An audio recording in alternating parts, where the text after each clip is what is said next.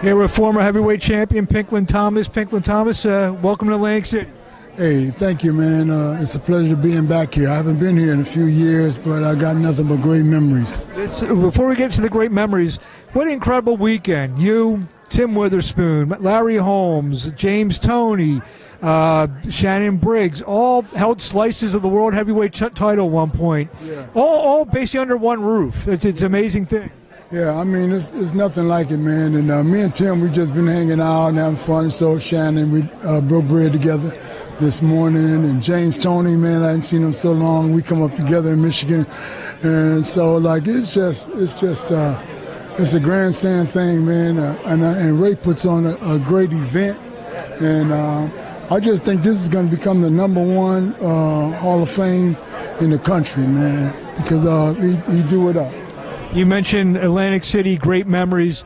What sticks out? Do you have one or two that come to your mind about fighting here in AC? Well, as I was sharing with the young lady right before, I was in Philadelphia. I was training in Philadelphia at Joe Frazier's gym, and I was coming down because they was having a night of the young heavyweights, and it was the first HBO show.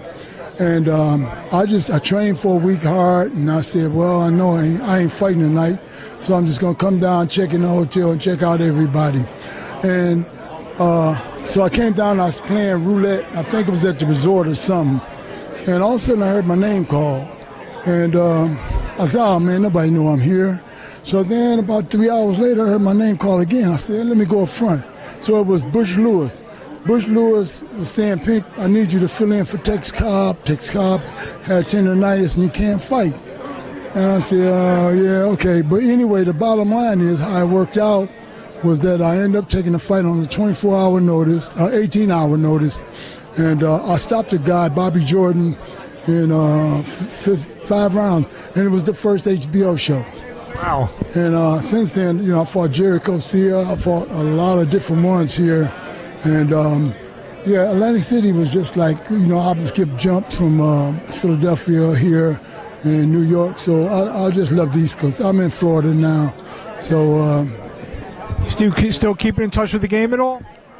I still watch the game. It ain't like it used to be. I used to dig the rankings like the WBC, WBA. No one's taking fights on 18 hours notice either. No, these guys, they don't know how. I mean, preparation is the key. Some of the greats are gone. Most of the greats are gone. The ones who really taught us how to go to school. And what I just try to do is just try to teach and carry on the old school method, because that's what really worked and gave a lot of entertainment. It wasn't so much about the business and everything. Of course, business is good. Everybody want to make some money. But I like the entertainment and the teaching of the sport. These heavyweights today, a little bit different than yours. These guys are all big, 6'7", 6'8". How would Pinklon Thomas fight a 6'9" Tyson Fury? Huge, man. Now that you say that, me and Tyson was in Orlando together at the arena at the Amway, and just so happened my wife spotted him. She was down on the bottom floor, I was at the top, and she said, Tyson want to meet you. And I said, yeah, okay. So I thought she was jiving, So I said about 3 more minutes, so she said, you coming? I said, are you serious? She said, yeah. So they took me to the Icon room, which was a private room. I went down there and I seen a bunch of Englishmen. Everybody was in there, and they was eating and dining and drinking and stuff. And I seen Tyson had a plate of food. And I said, hey, Tyson. I said, hey, champ, how you doing? And he almost dropped his plate. He put his plate down. He came over. He gave me a big hug. So, he's standing this tall. He hugged me. His hands is this big. And he said, champ, how you doing, man? He said, I'm going to walk you around. I want to introduce you to people. So he took me about 3 tables and introduced me as champion. I said, look, Tyson. I said, look, you the champ now. I was the champ. He said, no. He said, but Pink, man, I want to let you know, man, that, I appreciate you, man, that you the one who paved the way for me, because if it wasn't guys like you, wouldn't be here today, So then, of course, we sat down, we talked, and we was going out. Best advice I could give him, I said, man, while you're out here, you're on vacation, you already know it anyway. I said, hey, man, stay on the road, stay on point, do what you got to do, because preparation is the key.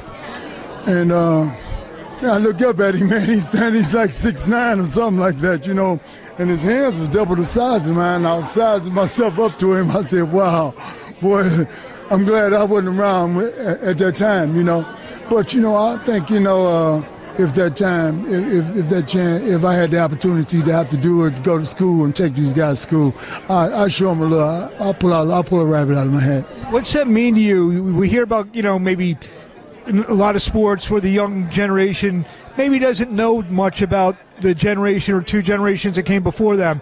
How much does that mean to you that he recognized what you did, and you know you were one of the guys who laid the groundwork for what the heavyweight division is today? Oh man, you know, like I tell you, that really touched my heart.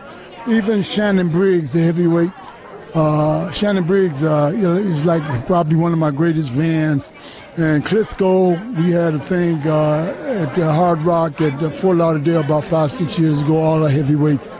And the Klitschkos and, you know, these guys, man, they all said the same thing, man. You know, it was like, you know, Pink, you know, when I was a kid, I watched you on TV, man, and you was an inspiration to me, you know.